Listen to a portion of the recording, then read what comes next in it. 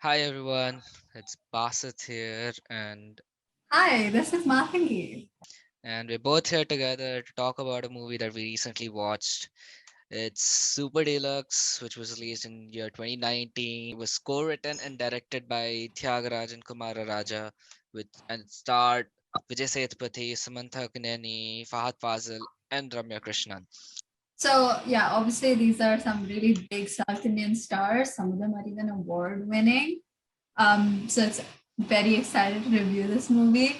By the way, while we were researching for this video, we found out that one of the production companies was called East West DreamWorks Entertainment.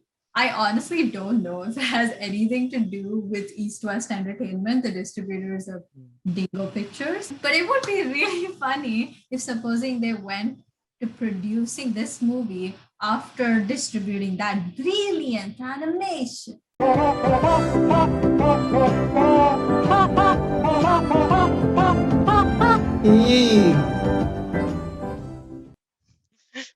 Talking about brilliant animation and entertainment, let's move on to have a talk about our general views about the movie. For me, Super Deluxe was very entertaining from the start. It was kind of a change of pace in my opinion, with like comparing it to all the other Tamil movies that I had seen. But I mean, I'm not the one to judge, but I had only watched dubbed ones, which are like really bad. I guess I never liked them a lot. Yeah, that's fair. I think even as somebody who is, I mean, I do speak Tamil at home. I have watched quite a few Tamil movies, but even as somebody like that, I think you can appreciate this movie. It's very different from anything that we've seen in Tamil cinema. It's kind of very gritty. It's not like mainstream movies where you kind of have like a formulaic cinema. It is very off the wall and unpredictable, so it's definitely worth watching. The story itself is very unique. So if you want a quick description of what happens in the movie has four interwoven stories that kind of run in parallel. So the first one is a transgender woman who returns to her family that she abandoned several years ago after transitioning, and kind of her journey through that. The second story is about five teenagers and how they want to discover their sexuality by watching adult movies. Five The horny men, five horny teenagers. okay, so five horny teenage, It's five nothing new. It's horny just five. teenagers just try to get some relief, some sexual relief by watching a porn movie, and hilarity ensues. The third story is that one of those teens gets involved in an accident, and the mother and father have to deal with the treatment of their child, but they deal with it in very different ways. And finally, the fourth story is about an unhappily married woman who has an affair with her ex lover during the time while her husband is away. And unfortunately, her lover dies in bed, and she has to deal with the consequences of her actions while her husband assists her in getting rid of her ex lover's body. I'm sitting here putting these clips together, and it's just, it's so bad. It's so sad. I can't. I hate her. I hate her so much. I hate this character with a passion. You are a terrible person. The story arcs are pretty well connected as well. It moved on very seamlessly, and each led to the other, and was a nice was well represented. The overarching theme was also well represented in the movie. Over that, it looked very plausible since the start of the movie. It never went out of the film universe, and all the characters seemed very real. I never felt anything was out of place, and except like maybe one instance where, I mean, I can excuse it because like they had time limits and they couldn't explain each and every backstory. So I mean, I am I okay with it. don't agree with that. I felt like at that point the movie jumped the shark, and it was not a good plot like a tool at all. Even though there are certain parts that I don't completely agree with within the film, I think that the movie itself is kind of intentional because it's set in a small town and you kind of feel that it's interconnected. Even though it's possible that these characters don't know each other since they come from such different backgrounds, the fact that it might occur in kind of like a smaller place makes it conceivable that all of these stories could somehow relate to each other. I do agree with the fact because small town feeling is well represented and maintained throughout the movie. And I think the film does an excellent job of keeping us within the unnamed story and following the different characters very easily. I think that the movie actually does an excellent job of keeping you immersed because of that feeling, since they're all kind of connected. But the biggest reason for that is because each separate plot line itself is kind of interesting enough to keep you invested within the movie. So you want to know how they're connected. Even though for the most part the movie is pretty seamless, there are certain plot points that I don't agree with. Obviously, we've already kind of touched on this before. Mhm. Scene where an alien is introduced in this movie is completely ridiculous. Like I don't think that it added anything. It felt like a jumping the shark moment to me. It was so ridiculous and overblown. And the worst part about this character is that her motivations are kind of just said and they're not, depicted within the movie. And she acts as a narrator. So these are like my least favorite characters. And that was one of the biggest things that I really did not like with the story. Mm. Well, I agree. Adding on to that, I do feel like I was able to predict some of the endings to the stories because, and I mean, this doesn't necessarily take away anything from the movie itself, but it did take away is like scenes of humor and suspense in certain areas. Yeah, I guess there are certain things that you can predict within the film, Yeah, but I like think like Berlin's career, like we all know, he deserved to have a bad end. We all know that. Fucking horny piece of sure. shit. Sure. But even with that kind of, that kind of Mm, dynamic, it's still pretty immersive for the most part. It does take you out sometimes, but because of that, in the reason that it feels kind of like you want to pay attention to the movie and you don't get distracted that easily is because I think that it's kind of grounded in reality. And the comedy aspect of the movie, like, to me, it kind of is a dark comedy. But the comedic aspect of this film is that it starts very normally. Like most of the situations are pretty expected, like they're normal. Like mm-hmm. yeah, it's not I wouldn't classify it as normal, but it does happen, right? And then kids watching porn, very Yeah, normal. It's yeah, not it's a very unexpected. normal setting. Agreed. Exactly.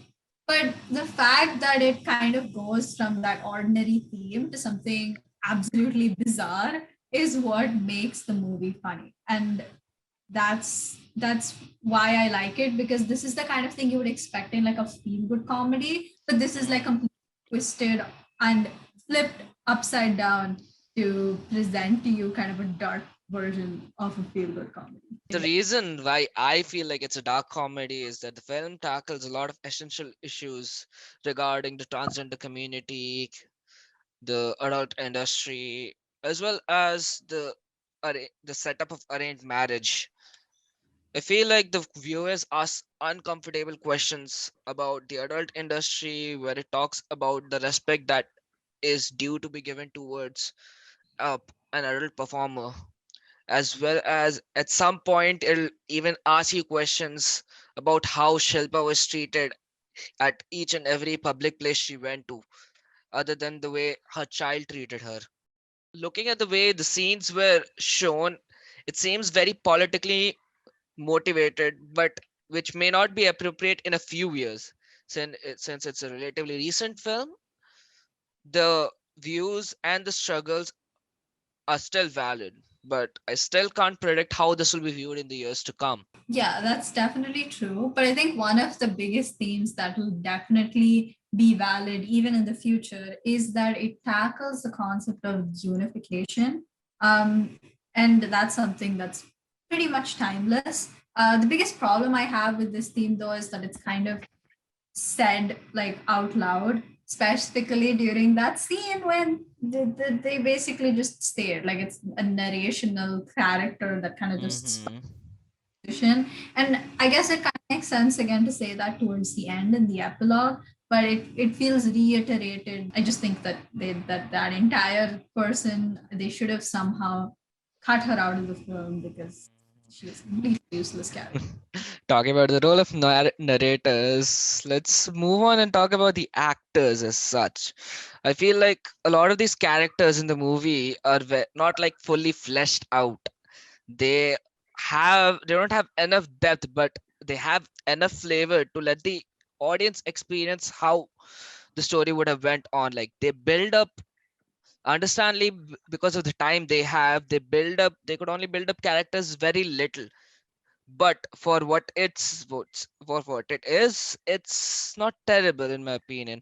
They did a decent job of trying to give a, each and every character a personality of its own, and I feel like it was still a good one. Like for example, Suri's plot was that he was pretty hypocritical in the way he treated adult stars, even though he used to love porn and he used to like watch at any time he could get. அவதான்டா முதல்ல மச்சான் இருக்குடா எல்லாருக்கும் தான்டா மச்சான் இருக்கும் அது soda மூடி மச்சான் வச்சு அவன் மருதாணி வச்சிருக்கும் போது எத்தனை தடவை நீ சொல்லி சொல்லிருப்பானு இந்த கையாலே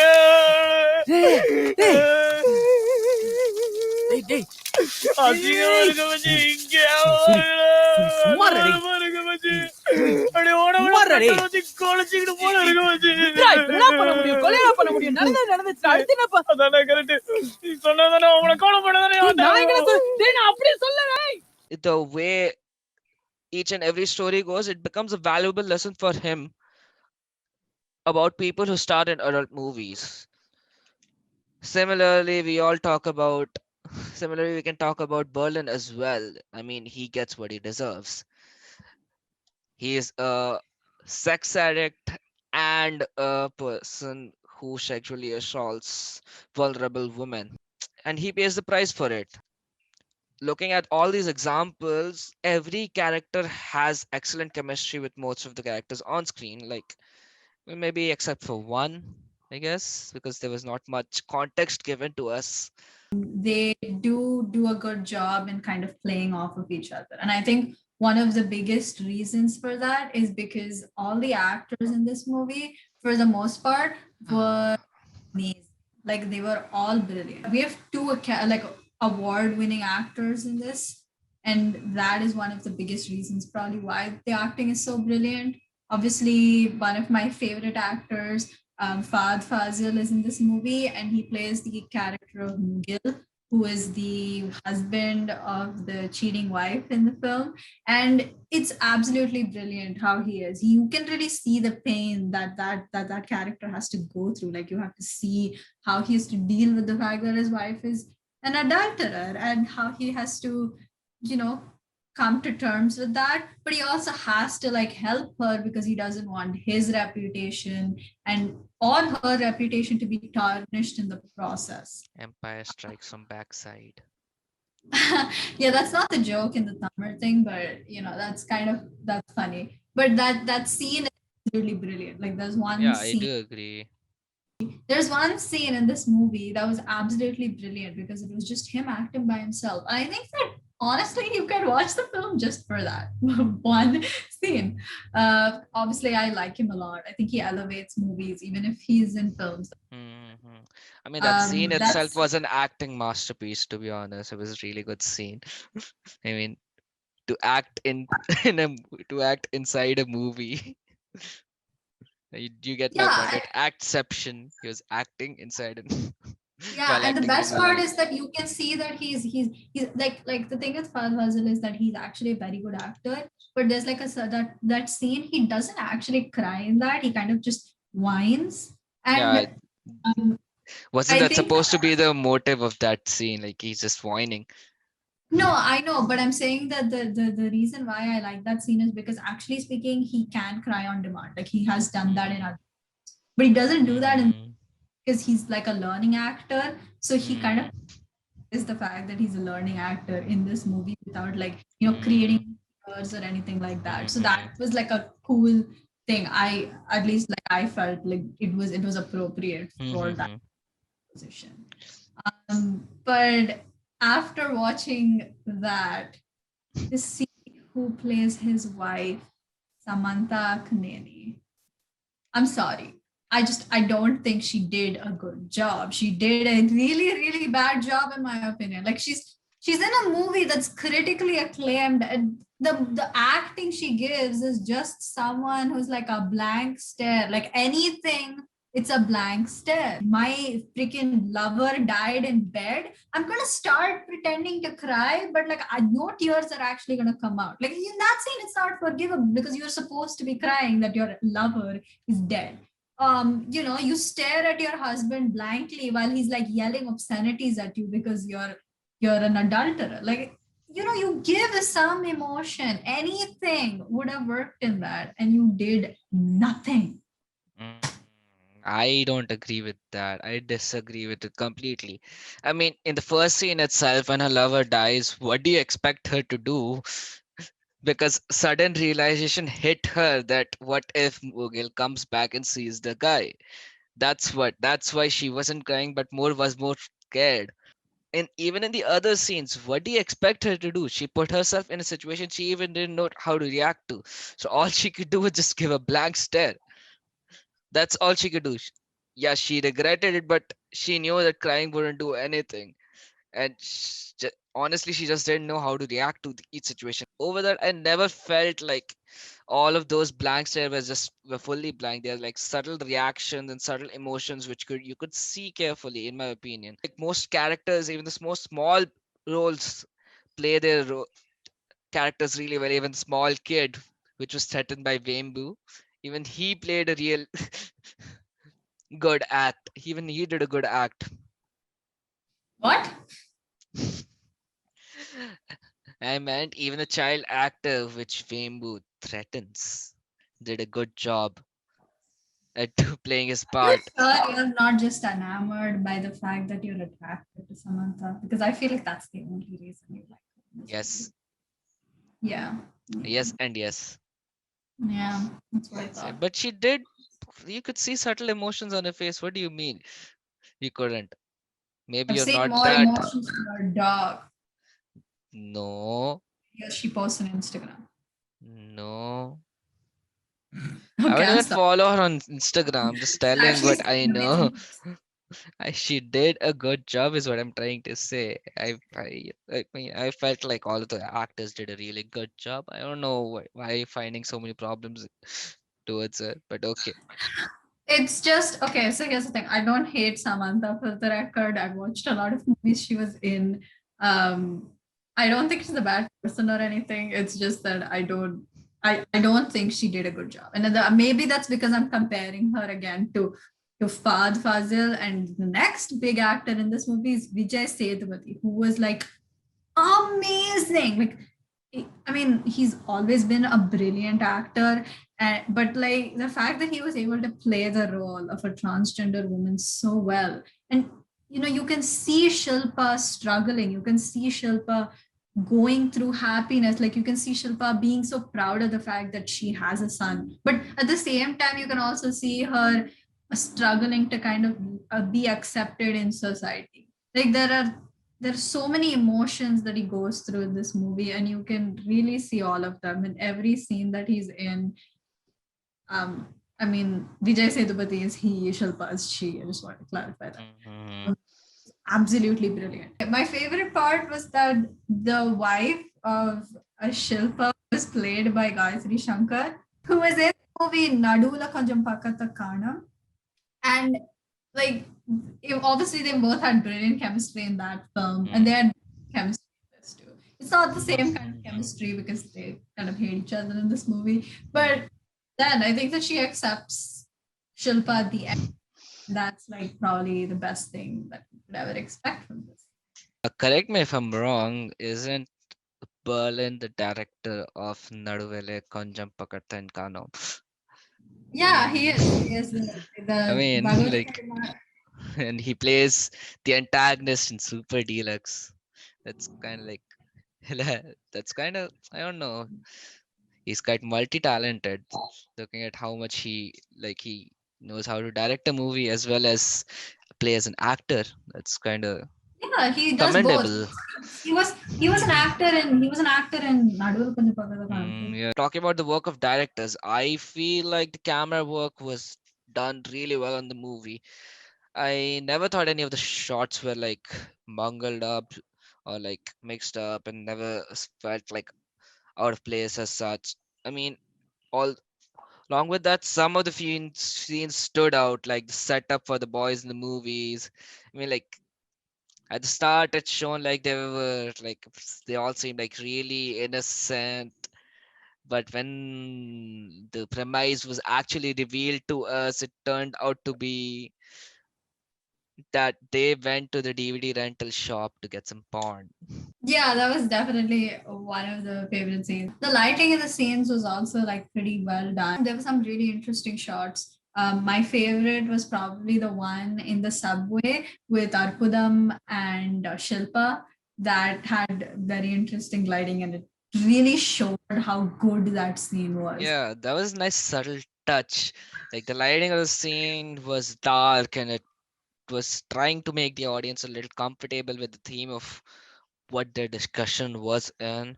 Like they talked about something very uncomfortable even for the audience to talk about as well. They're talking about kidnapping children for criminal gangs. So I mean It also that is reflects uncomfortable. And it also, yeah, it kind of reflects the situation they're in as well. Yeah. and it also reflects like Arpudam's state of mind. Like it's kind of set up that he's struggling with his faith. And this is one of the biggest things that kind of sets him up as like a questioning priest, even though he's supposed to be somebody who kind of believes just because. So that's kind of interesting because the scene is scary for like several reasons, not just because they were talking about something that's a very serious problem in Bombay. My biggest complaint though with the movie was that a lot of the sets kind of felt fake. Like they weren't badly made. They were really well done. It's just that they were kind of they didn't look real. I think that some of them were really well done though, but I will say this about the sets. The alleyways, like a lot of the scenes were shot in alleyways, and that kind of showed like it felt to me kind of a representation that everything is kind of Mm. connected and unified in some way like that. That was a very interesting touch that I felt that you could see in the sets.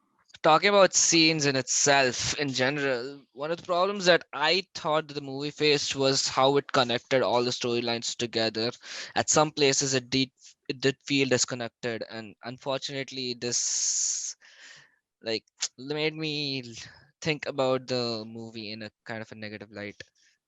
To be fair, I think that there are other films that have done much worse in this department. Like there are films like Nicolas Cage's Left Behind that are terrible. Like it couldn't even connect two stories, forget like four. I mean, like it does. Like it's not always that this happens. It's in certain areas. Like one of the good scenes I do feel is like when the suspense keeps on going, when like Berlin, who is shown to be a mysterious man who's following Fameboo and Mughal while they're trying to dispose of the body in their car. But then there are like other bizarre edits, like where it moves from Mama crying Thuyavan to Kam Rasukuti, which just like the transition just doesn't make sense. Sure, yeah. I guess it's fine to me. I can forgive it because I've seen movies that do much worse, and it is commendable to even be able to connect these stories by themselves. But since we're nitpicking the movie anyways, one of the things that I really didn't like was the CG shot. It looked really fake. I don't think they had the budget for that. That's If you absolutely true. Yeah. yeah, if you're going to do an alien and you can't afford CG, just do it with real effects. Like, there's not, no, Hmm. it has to be a computer generated thing. It's just, there are so many ways to recreate aliens that have been done in a lot of movies in the past, and you kind of should have used real effects if you can't come up with enough money to make a realistic computer graphic. Apart from that, I guess there's nothing really else that I have to say about the visual effects. But it's generally pretty good. I mean, there's nothing very odd. Obviously, in a movie like this, it's not expected that there'd be a lot of special effects since it's mainly a social commentary and not like a sci-fi movie. But the reason why something like this, like a dark comedy, works is because the sound and music are really elevate the situations and give them a lot of character.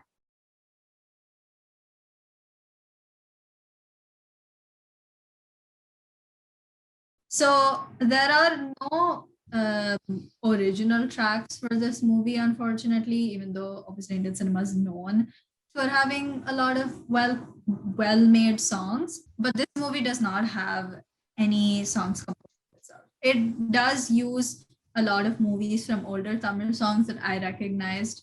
The biggest ones that I can give, the first one I remember is the instrumental version of Yenadi Meenakshi, which was really funny because Hmm.